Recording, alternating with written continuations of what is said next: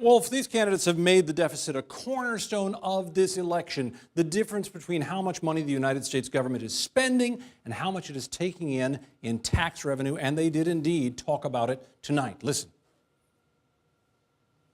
I'll get us on track to a balanced budget, and I'm going to reduce the tax burden on middle-income families.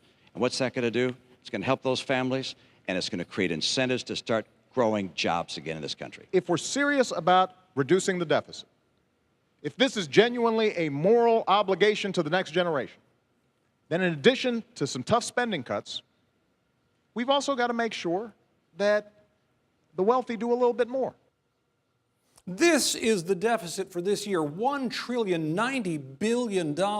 If we were all just going to pay it right now, every man, woman, and child in the country would have to kick in about $3,500. So it's a whopping problem, and yet each candidate effectively said tonight what they've said all along: I can reduce the deficit.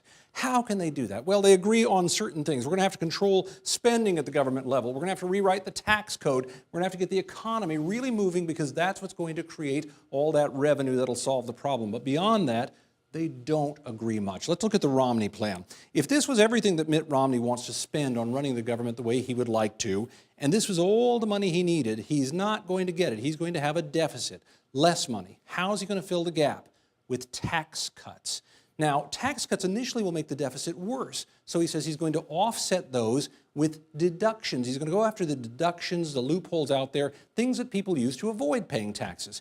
He likes to suggest he's not going to go after things like mortgages or health care deductions, things that a lot of middle-class people rely on, but that's the problem. Economists who have looked at this, some of them have said, even if you gather up all the other possible deductions from richer people and you bring them back over here, it's not going to be enough. Eventually, you're going to have to hit the middle class, or you're going to watch this deficit just get bigger and bigger. Wolf? So what about President Obama's plan? Does it hold up to scrutiny, Tom, any better than Mitt Romney's plan? Let's look at that. He has the same thing. He's got a plan of spending, things that he would like to do. He'd like to have all this money to cover it. He won't. He'll also have a deficit. How does he want to deal with it? He said it again tonight. Let's tax the wealthy more. This is a popular idea in polls, but look at the problem that it has. There aren't that many wealthy people in the country. If you talk about people making more than $200,000 individually, for every one there is who makes that much money, this is how many there are who don't make that much. You would actually have to tax this person at a much higher level than what the White House is suggesting if you wanted to really make up much difference in this pile over here.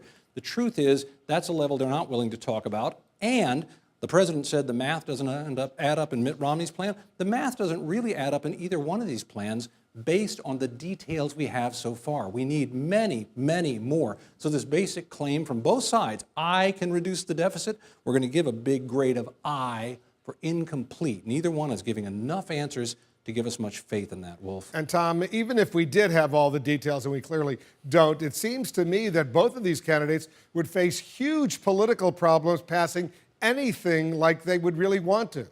Absolutely. There's a political reality here that almost anyone in the country can see. Congress right now, as we know, is divided. The House is under the control of the Republicans. The Senate is under the control of the Democrats. Unless this election unites these houses and the White House, unless one party controls everything, it is very hard to see how you're going to get agreement to approve either one of these plans, which makes the future for dealing with the deficit, at least right now with these candidates, Wolf, it looks pretty bleak. Tom, I love these reality checks. You and John doing an excellent job.